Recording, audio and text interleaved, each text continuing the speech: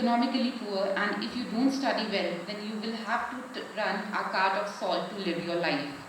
These words has a profound impact on Parekh, who was then a mere boy of 15. They served as a reminder and a challenge to do better.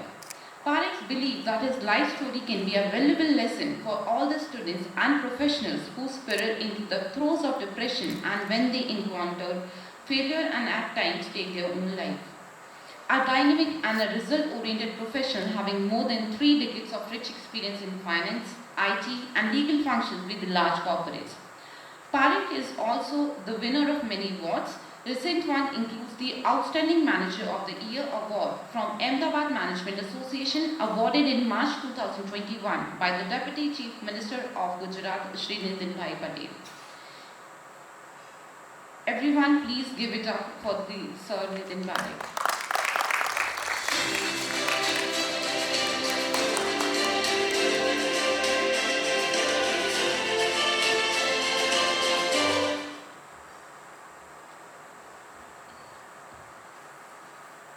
Good morning, ladies and gentlemen.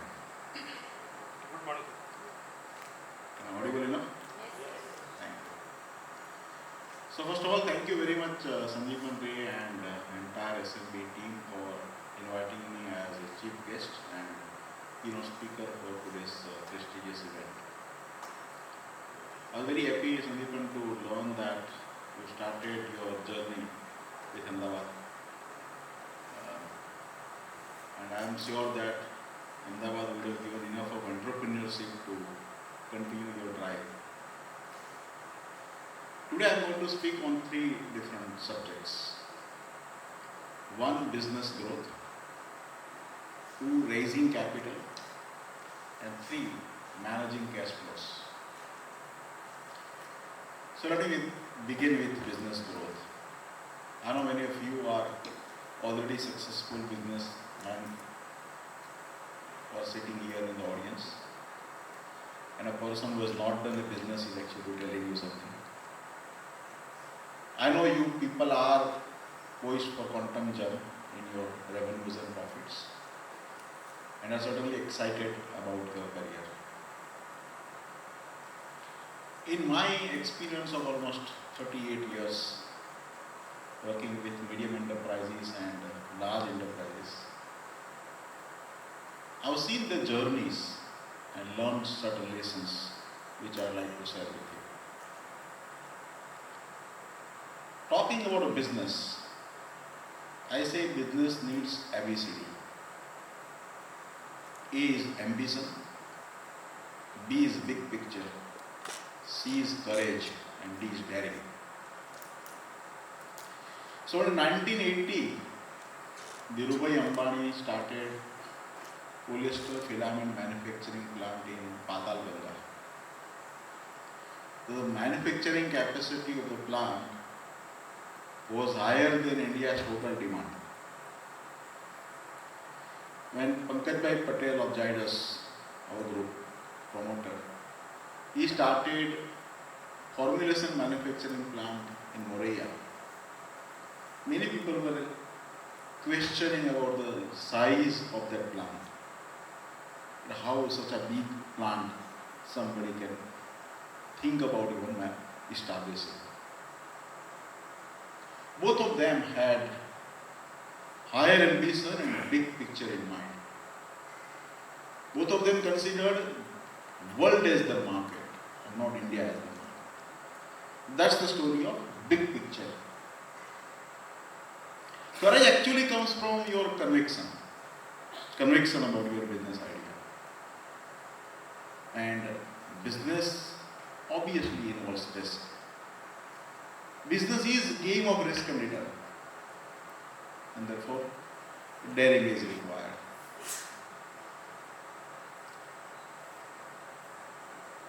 Conviction and courage coupled with risk actually allows you to flourish in your business.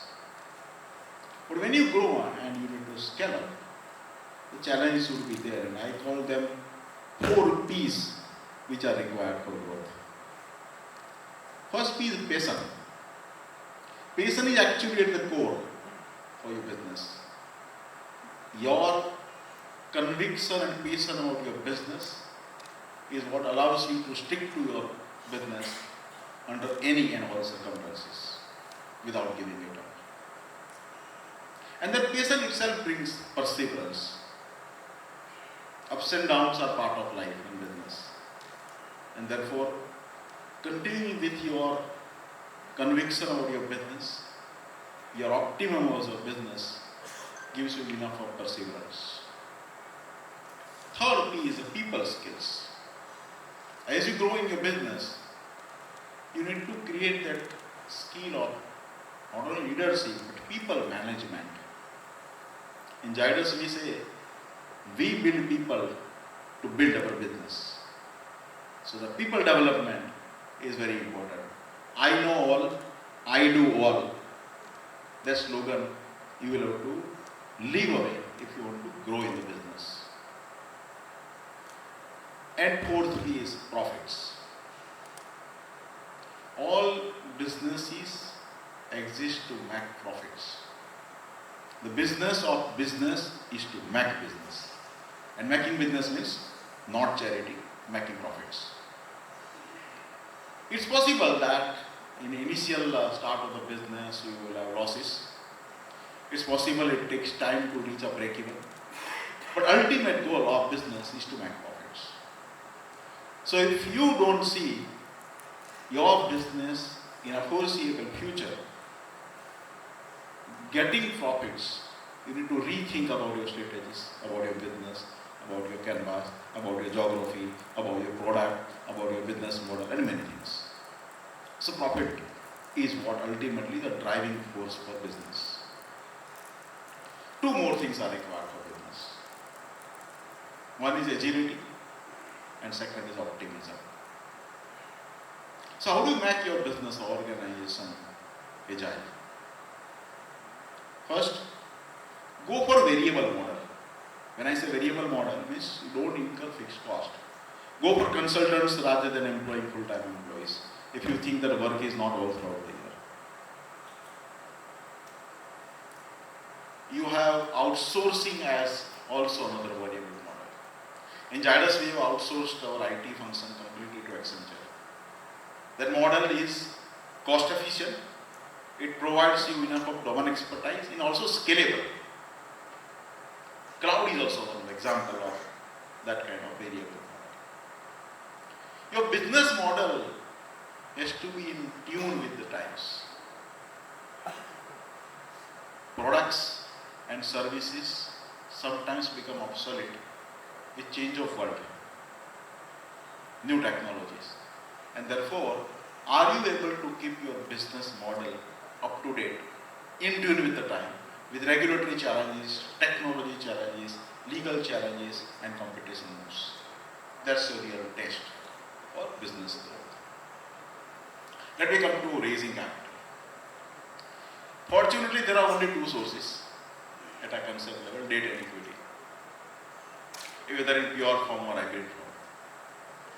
And every businessman reaches a dilemma in his life at some point of time that should he go for debt or he should go for equity. Well, there are no clear answers for one size fits all kind of situation.